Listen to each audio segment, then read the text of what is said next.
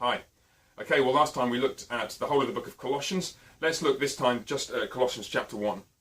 The first major section of the book of Colossians chapter 1 is about what Paul the Apostle is praying for the church in Colossae. He tells them that he's praying for them.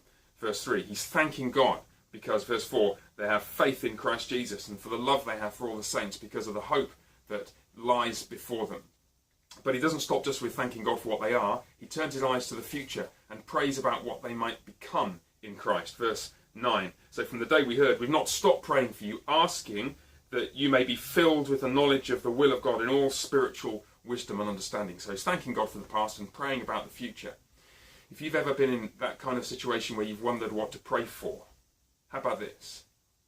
Wouldn't this be something worth praying for? To thank God that you're not the mess that you could be, that you've been redeemed in Christ, but then to realise, good grief, I'm a million miles from where I ought to be. I'm not the man, I'm not the woman I ought to be in Christ. And so verse 10, to pray that you'd walk in a manner worthy of the Lord, to pray that you'd be fully pleasing to him, that you'd bear fruit in every good work, to pray that you'd increase in the knowledge of God. That's something worth praying for. And that's why Paul tells us that he's praying for it here.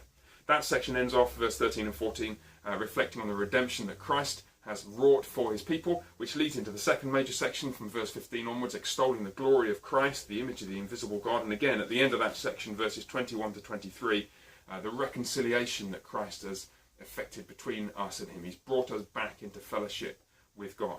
Now that's the gospel, verse 23, of which Paul, the apostle, has become a minister. And that leads Paul then into the third major section of chapter 1, where from verse 24 onwards, he reflects on his ministry. It's not been easy.